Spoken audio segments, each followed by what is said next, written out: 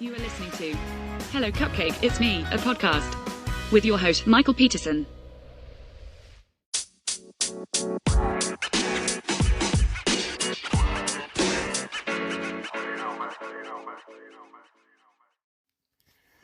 Hey everyone, Michael here with Hello Cupcake, It's Me, a podcast. Today is March 23, 2023, and thanks for hanging with me. If you haven't done so already, please hit like and subscribe, then head on over to the YouTube channel, youtube.com/Hello Cupcake, It's Me. Go like and subscribe over there. Make sure you share the videos with your friends and family, and then give the blog some love over at hellocupcakeitsme.com. So, welcome to episode 57. And, man, this last couple of days have been just really amazing. Thursday was my birthday, and I went to the Funko Pop store over in Everett, Washington, and got some Funko Pop that I haven't had, and some that I had been looking for, and just spent the whole day with my family, and just really kind of enjoying life. The morning was kind of rough because I had taken some pretty heavy pain medications the night before because I had had some dental work done and my face was kind of like achy the night before and all that other stuff. So when I woke up in the morning, I was just kind of groggy and out of it. But as the day progressed, it got a lot better, and I was just really thankful for the time that I was able to spend with my family. And then I went and that Friday I went to the movies and I saw Shazam! Fury of the Gods, and just kind of took myself out on a date, and it was really nice to just kind of get out, do my own thing, and just kind of relax and just enjoy my own company, which is, something that I normally do, but sometimes the solidarity does get to me. And really didn't do much over the weekend. Just did some laundry and some light house cleaning and stuff like that. But just really kind of took it easy. And then all this week, like Monday, I went to the YMCA and I actually got there like super, super early in the morning. I was one of the first people there and like the third person in the pool, like that kind of early.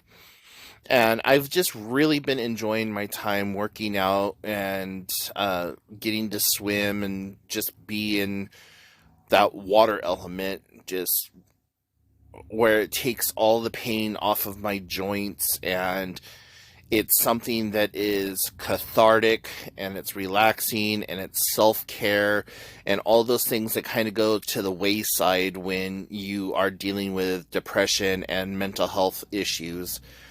One of the first things that typically goes out the door is self-care and self-preservation. And so, because I've been in a pretty decent place in my life the last couple of weeks, I've really gotten back into that whole, like, taking care of myself and starting to take care of my surrounding environment and things like that. So it's been really kind of just nice. I've not been experiencing any depression. That's not to say that I haven't had my momentary sadnesses here and there, and I've talked about that in previous episodes, the difference between being sad and being depressed. And, there's a lot of stuff that has happened to me around this time of year, like February 16th of 2022 is when I had to put my cat of over 14 years down, and that was really hard. And then a few years prior to that, my grandmother passed away, and then my father and my grandfather passed away like within a couple of days of each other. And it was just like, this time of year is kind of difficult for me. And of course, having seasonal depression and holiday depression and all that other stuff. So the fact that I've been doing somewhat okay since really November of last year has really been nice. And just kind of going along with things. But, yeah, there's just a lot going on right now that is kind of positive for me, and I've really been thankful for the things that have been positive. And one of them is that I'm starting to write again. And for those of you who are maybe new to my content, I am in the process of writing a motivational book from like a depressive standpoint. And what I mean by that is, as somebody who suffers with depression and things like that, I'm writing this book to like try to help motivate other people who may be suffering with it, or just give motivation when other people's batteries might be running low.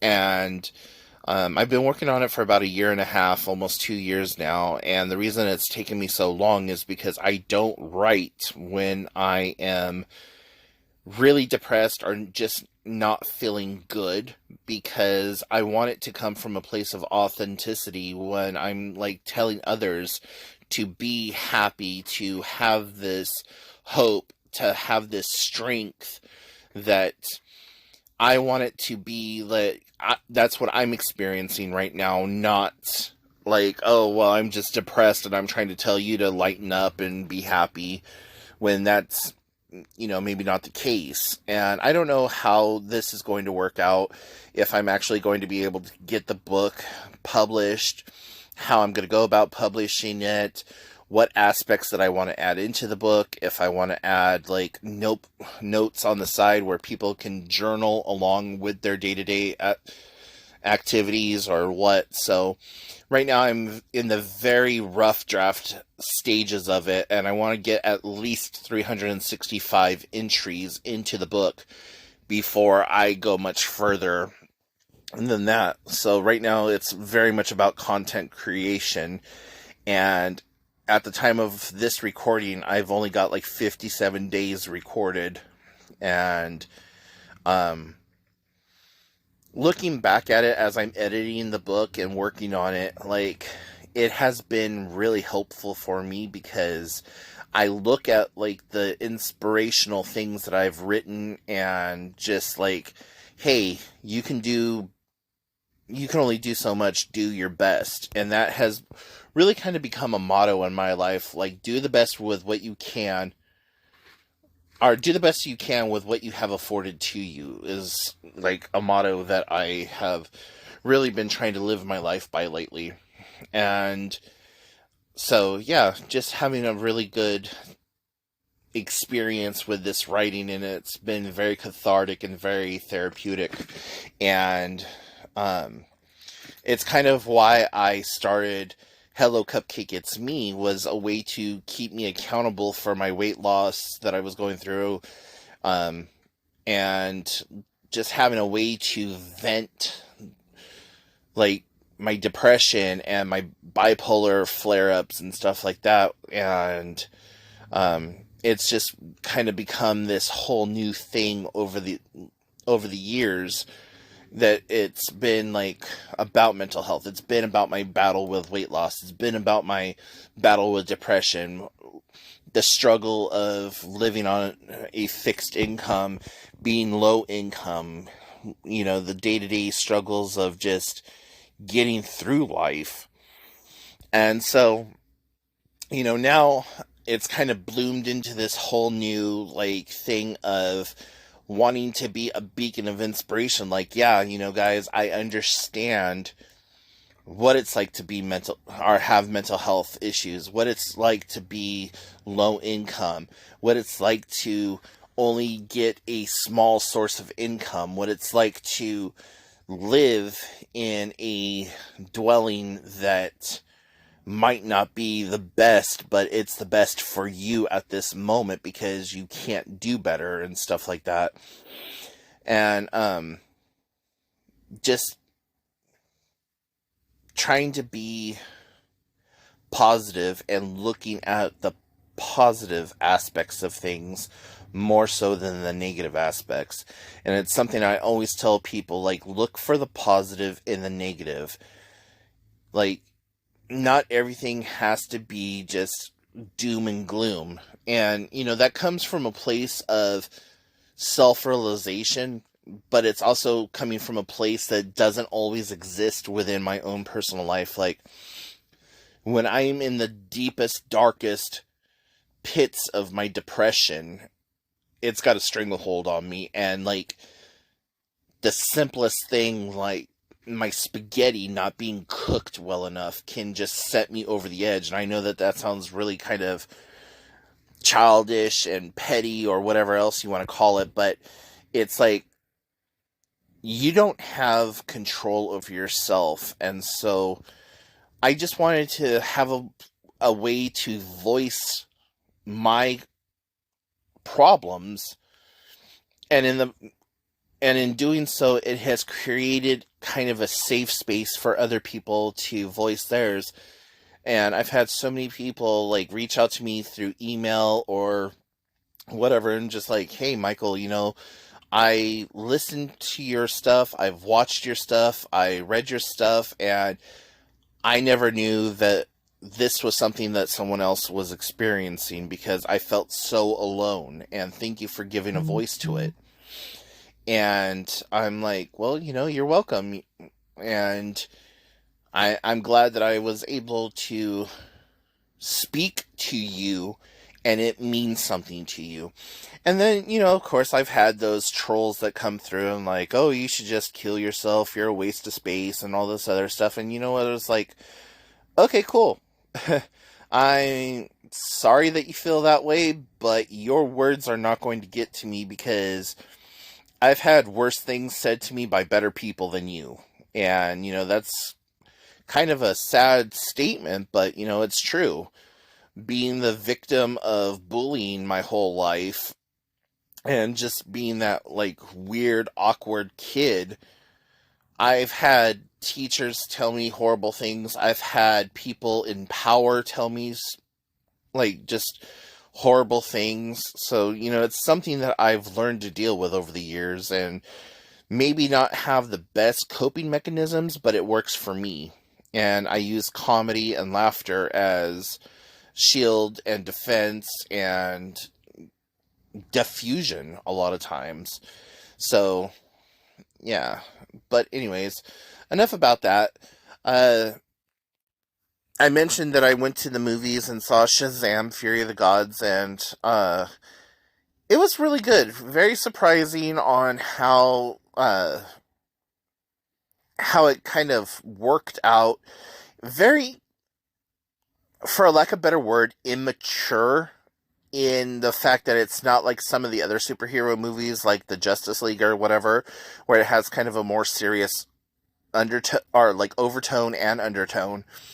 Shazam is a very, like, kid-friendly superhero. And the Fear of the Gods, the reason that I say that it was kind of immature is because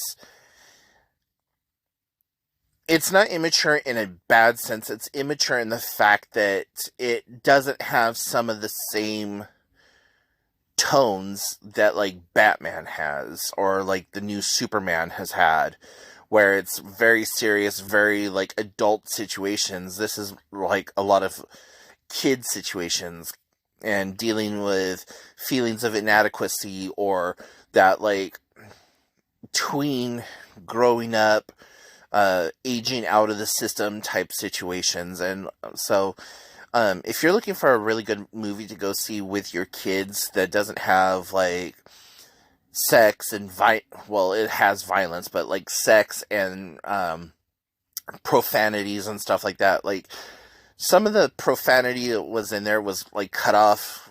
It'd be like, son of a, and then it would cut to another scene or whatever. It wasn't like somebody just sitting there like, you fucking motherfucker, I'm gonna, blah, blah, blah, that kind of stuff.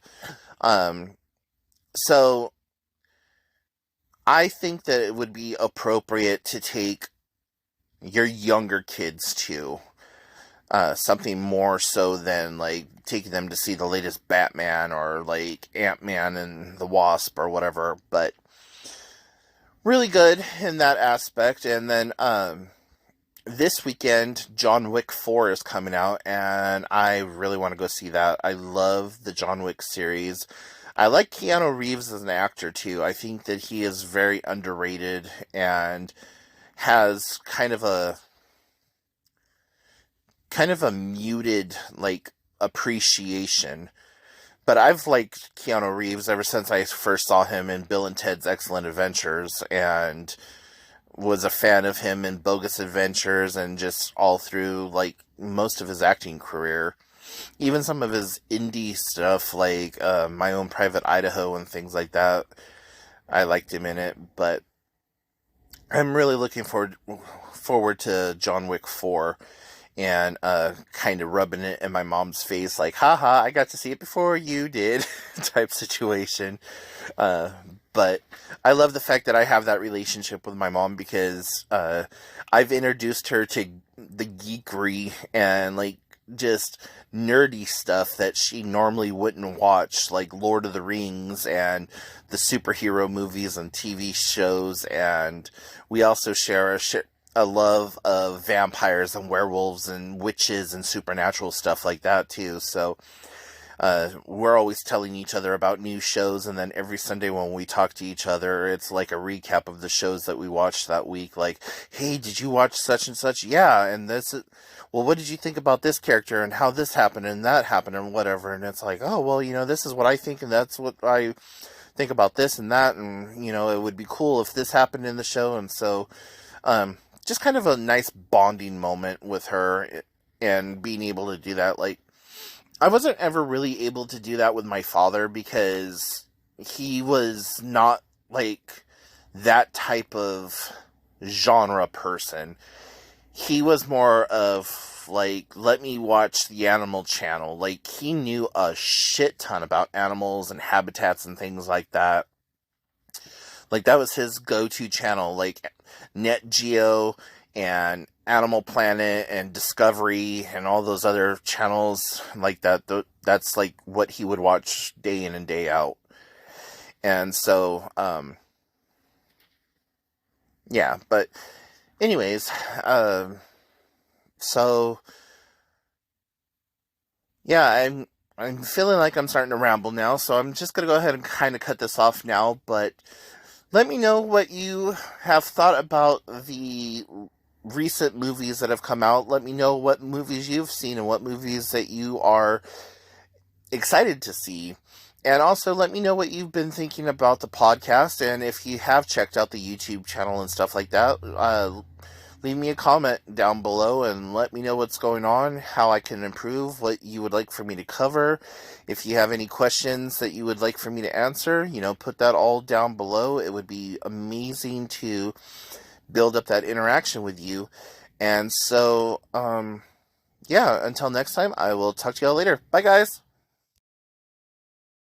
Thank you so much for tuning in.